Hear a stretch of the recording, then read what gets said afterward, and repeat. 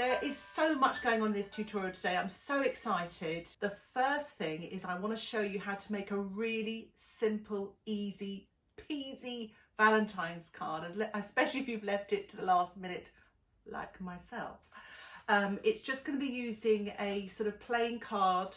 I'll talk more about this later in the tutorial, but it's just a little plain card there that you can buy. If you don't have this, you could even just get some sort of stiff card and just cut it and then fold it. And I've got a little square piece of watercolour paper, which I'm going to stick on with my Pritt stick after I finish my little painting. And I'm using my Schmincke art box, but really I'm just using 2 colours, maybe 3. I'm using red, pink, and a sort of violet colour. So it's really kind of simple colour palette, 1 little brush, and some cling film. And if you've been watching my previous videos, I've been using a little bit of cling film, so I thought I'd include that as well. And I'll also be using a plastic card. So it's all my little techniques in there. So I really hope you're going to enjoy that. Also, in this packed full video today, I'm going to be showing you some clips from my latest Patreon in-depth tutorial of a little girl with a lantern in the snow. I will have this available on Patreon, but you will see a sort of an abridged version today as well, so I hope you're going to enjoy that. I've also painted this on my acrylic channel as well. It's a long tutorial. Those of you that are interested in acrylics, check that out as well. If you like this tutorial today and you'd like to see more like it and you haven't subscribed already, hit that subscribe button and you'll get updates of my latest tutorials. And if you have any suggestions for future tutorials, just drop me a line in the comments section below and I would love to hear from you. So, shall we get started? Here's the gorgeous reference photograph that I'll be using for the Valentine's Day card, and a link for this and a list of materials can be found in the description below. Just click show more. So as I said earlier, this is my sort of little piece of watercolour paper. It's 300 grams and I'm putting some framing tape around the edges, but you can use washi tape or masking tape. And here is my card and my cling film on standby.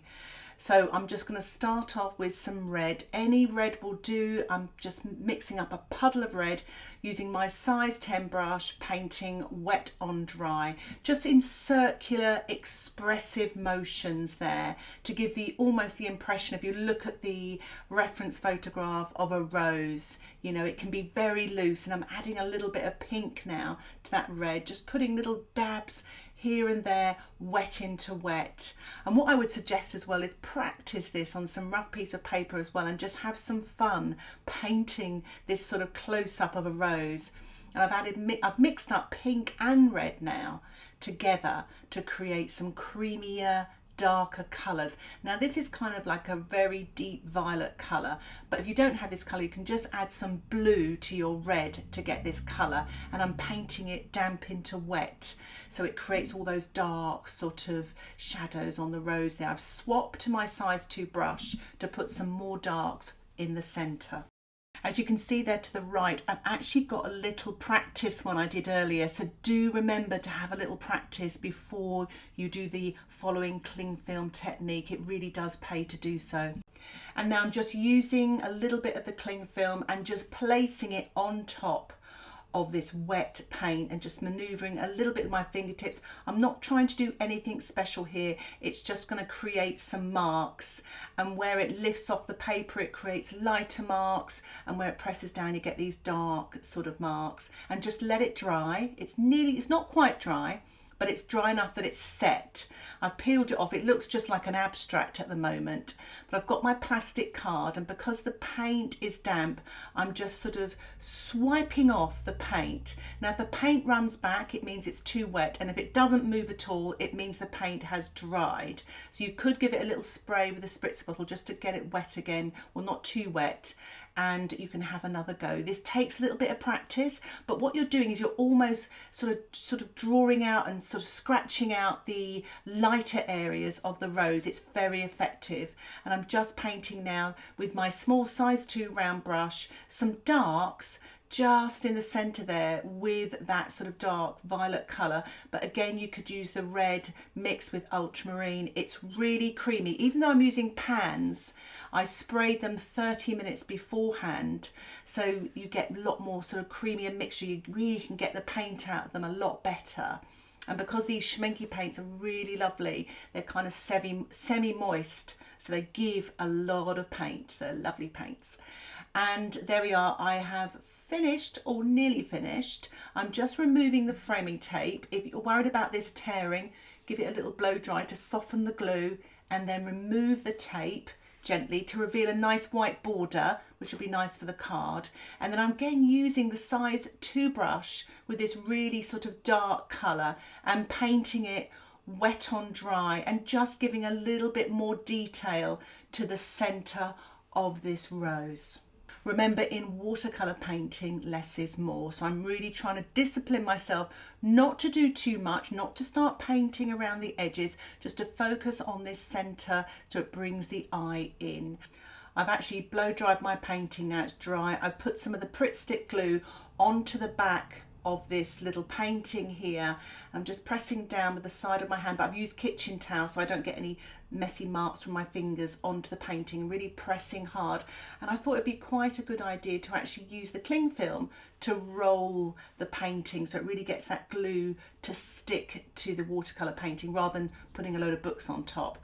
So here's my finished painting. I thought it'd be quite nice to sign it as well. I think my husband might quite like this. But you can sign it and you can write something. I have to say I'm not really a calligrapher, but I'll do my best here. Happy Valentine's Day to you all. I hope you all have a lovely day. On Sunday. I'm just mixing up a tiny bit more of this sort of dark violet colour just to put a tiny touch in the centre there. Couldn't resist. I just wanted to really, sometimes when things dry and things like that, you kind of just want to do a couple of tweaks. But there's a close-up of the painting, Valentine's Day card. I really hope you found it useful and it inspires you to paint a little quick little rose for a Valentine's Day card. So I've drawn an outline for my girl in the snow with her lantern, and I put some tape around the edge of my Saunders Waterford paper that's on a block. And for those of you that would like access to the downloadable templates, please click that link in the top right hand corner or see the description. For the photo link and a full list of materials, please see the description below. You'll be quite pleased to hear I'm not using any masking fluid.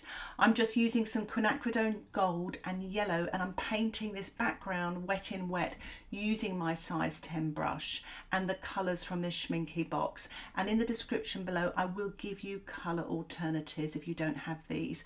But I'm just trying to create some lovely light in the top, the sky part at the top of these trees here, and just keep everything looking like it's blurry and out of focus, painting wet in wet.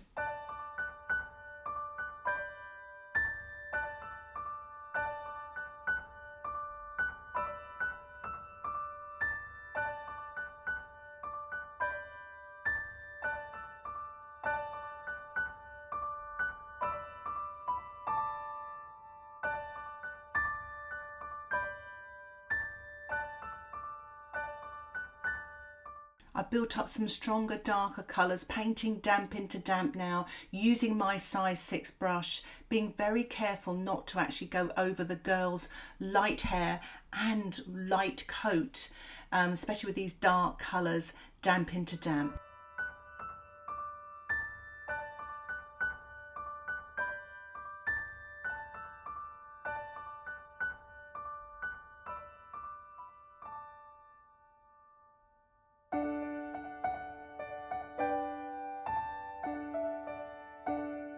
I've actually sprinkled some salt in the background and I've sponged some damp paint, damp into damp, so it creates some soft textures. I'm going to let that dry naturally.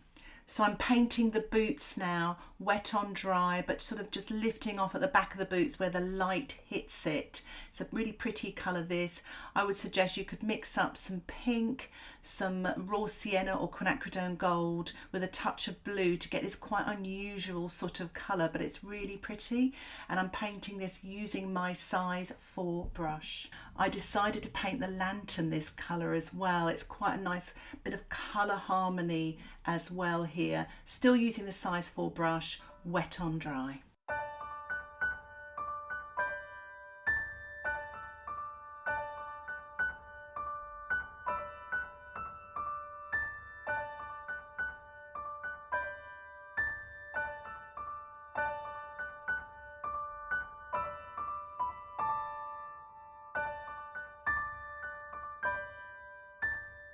I'm using some red and some pink to paint this skirt as well, using my size 6 brush, wet on dry.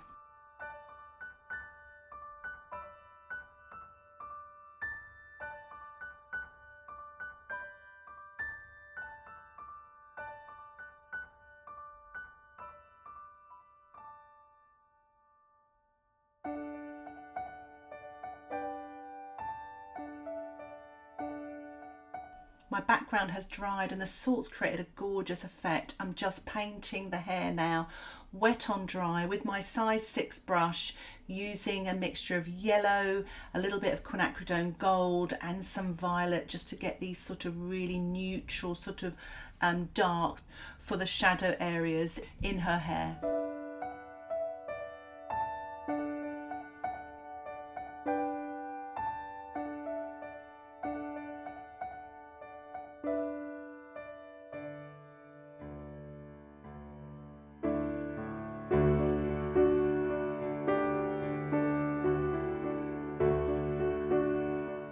So you can see I painted in the hat, and now I'm painting in the shadows of her jacket as well, using a mixture of the yellow, the quinacridone gold, a touch of the violet to create this lovely neutral soft shadow colours, concentrating in the folds and in between the sort of her sleeves as well. And now I'm building up some of the darks on the lantern and using my paper towel there just to take off excess off the brush, so my brush isn't overloaded, but just now building up with the darks and the details.